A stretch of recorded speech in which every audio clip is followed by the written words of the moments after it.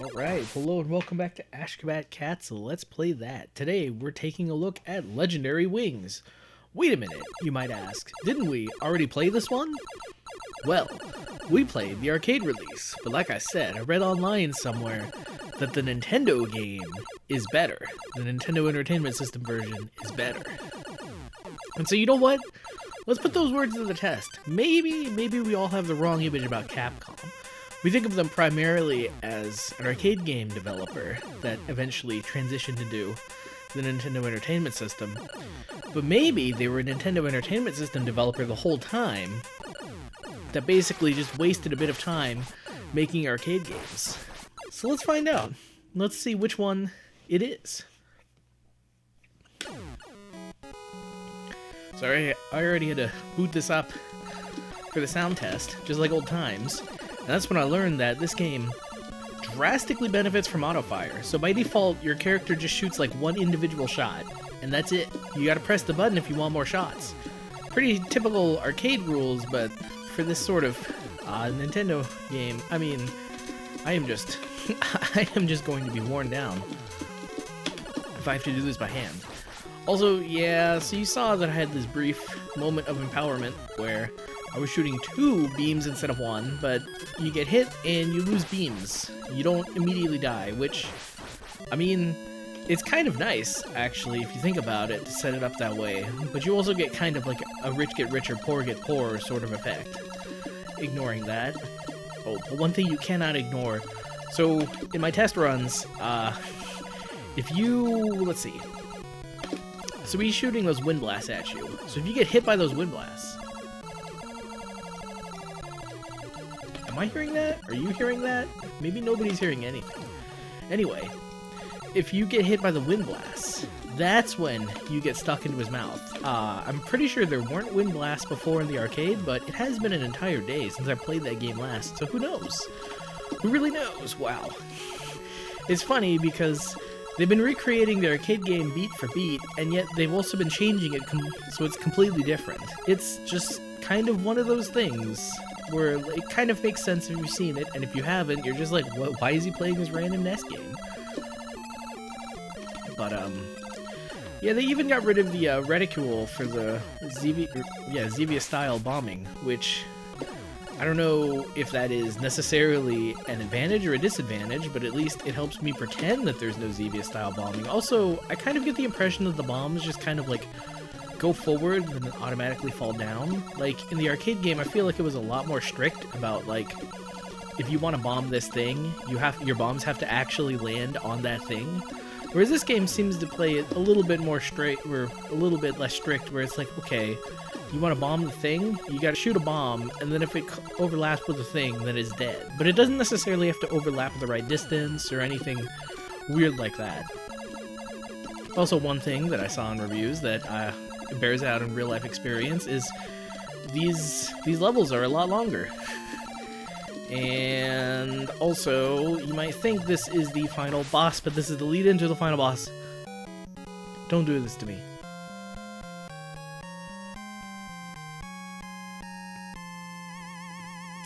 Well, let's turn off auto-fire on B, because, like, B does not need auto-fire. A, your regular shot, needs all the auto-fire you can get, but the bomb, I mean, you only shoot one bomb at a time.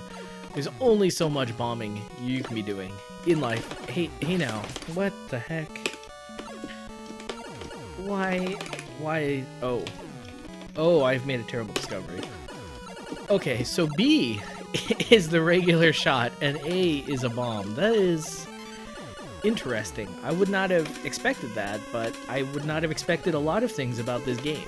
Either one of them, to be honest.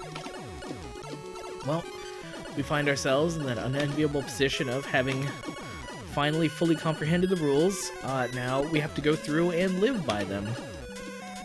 But it's not so bad. I mean, I will say this, the video game is very responsive.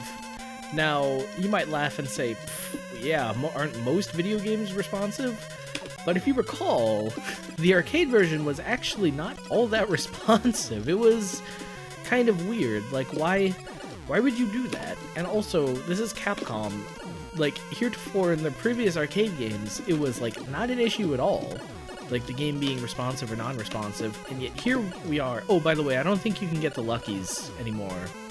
I mean, it's fine, because it's not like you got them all the time, so it's not like you could really depend on them, but like, it is kind of annoying.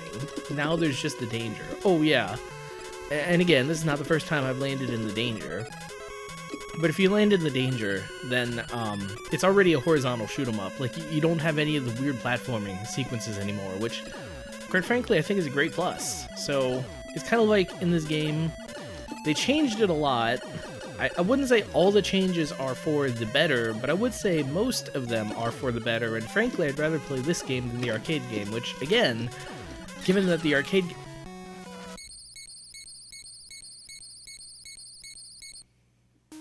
Well, what do you know? What do you know? Here we are, in Luxville. Okay, that's interesting. They've reskinned it.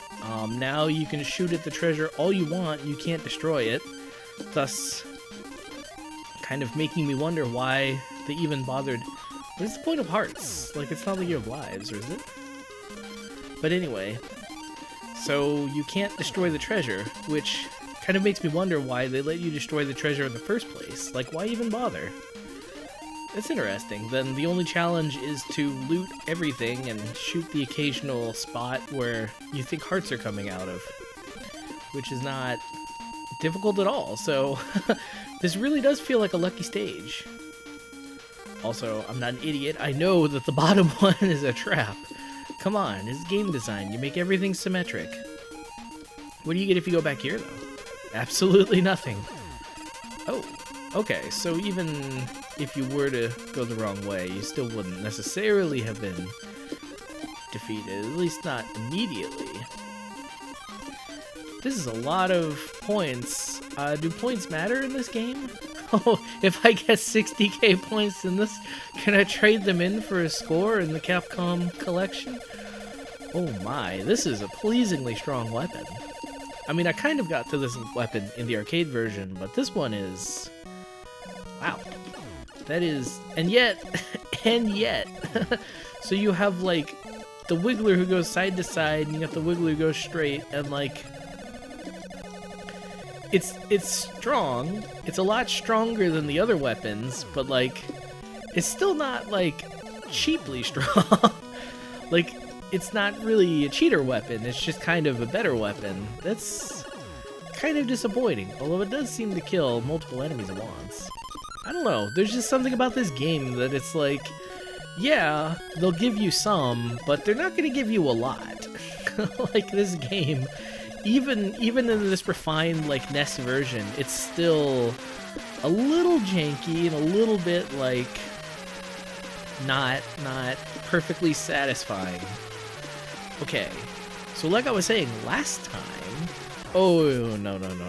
Anyway, so you blast past them, and then you fight two more, I guess, as a final boss. Still have to bomb them, but this time I know you have to bomb the head. And then, okay, this dragon comes out. Now, admittedly, I did not fight this dragon before, so I don't know what his weak points are, I don't know what the strategy is, I don't know anything about this guy. This is not safe. Oh, called that one. Oh, cool, alright. Respawn. Alright. Come on, dragon. You'll never beat my superior bird brain. Oi. I will say though, yeah, having these nice tight controls is very helpful because you can like dodge at the very last second. That is not something you could have done in the arcade game. In fact, I don't think the arcade game even understands what a last minute rapid dodge is. So it almost kind of makes you wonder, it's like, why didn't they just make this the arcade game? Rush courageously. Yeah. And because nothing in life is ever that easy, there is a level after the boss. Now, I mean, of course, there's always a level after the first boss. But like this game, I don't know, it just decided that you haven't even really beaten the first boss at all. You just need to do this level first, I guess? I don't know. I mean, it's Legendary Wings. You just kind of sit back and let Legendary Wings do everything. I mean, it's the one in control, and that's fine by me. Woo. Oh, that's kind of funny. It's weird because having played the arcade game, like, I can kind of recognize this as sort of the same game, but, like, it really is not the same at all. In a very good way. But, using my superior bird brain, you can't fool me. Oh, that enemy looks like it's about to fool me. Oh, superior firepower, don't leave home without it. And oof. Oh, glancing blow. I can see the end. I can see the end. You're gonna let me respawn, right? Game over. Game over. Game over. Game over. Are we for real? Are we really restarting from the beginning? Continue, yes. I was wondering what the hearts were for. Now I know what the hearts are for. What? Continue. Oh, aren't I? Wow. Wow, this game just a roller coaster right from the beginning. That was. I'm done. But man, that was a roller coaster those last 3 minutes. I was like, oh man, I died. Oh, hope. Continue function. And then, oh, you get to continue from the beginning, i.e. the same place you would have continued from anyway. What's that? You spent your time and you beat the... It won't even let me select no. Okay, so you have to actually press select to select no. Like, you have to tell this game is like, hey man, I'm serious. Well, let's see if we can turn off autofire. Well, the button's off at any rate. So that was Legendary Wings, the Nintendo Entertainment System game. Well, it really kind of affords a different perspective on Capcom when you see the NES games. Because it's like, on one hand, the arcade games were fun, and they looked really cool, but maybe the gameplay was not entirely refined, and so you play the NES game and you're like, oh, okay, yeah, this is even better. As it turns out, it is better. It's still not, like, what I would consider the best, or, like, super worthwhile. I don't know. It's just kind of weird. It's like it's better, but it's not the best. I don't know. And then also, too, it makes me a little bit afraid of, like, the Capcom games that are coming up. Because I know, at the very least, there's Bionic Commando, and I played that a little bit, and, like, I mean, okay, yeah, your character can't jump. That's literally the gimmick of the game. But that means you have to rely on the arm for everything? But, like, the arm is not particularly fast, and, like, the enemies do shoot a lot of knee-level bullets at you. And it's just really insult to injury that you can't even, like, jump and dodge. You've got to, like, use your weird mechanical arm to dodge. It's kind of funny with the demo where he still gets stuck in the rocks. So it's like, you can change a lot of things about Legendary Wings, but there are just some things about Legendary Wings that are just going to stay the same.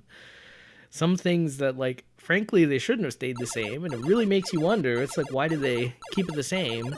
No sane person would keep it the same, but I feel like that's just Capcom. Like, I'm not gonna explicitly say that they are insane, but, like, I don't know, they just don't make the most well-reasoned decisions. Of course, that's what I used to think about Sega, and of course that's what we all say on Nintendo, and so it just kind of goes to show, you think some of these video game developers are insane. Well, it turns out they all are, and they're all making these weird decisions that don't quite make sense. I don't know, Legendary Wings, would you rather play it as a Nintendo game or as an arcade game? The answer is, of course, a Nintendo game, but would you rather play it or would you rather not play it? Well, I think I know the answer to that, and I'll leave you to make your own decision, but I'm pretty sure you're going to decide the same thing I will. So on that note, this cat's got a scat.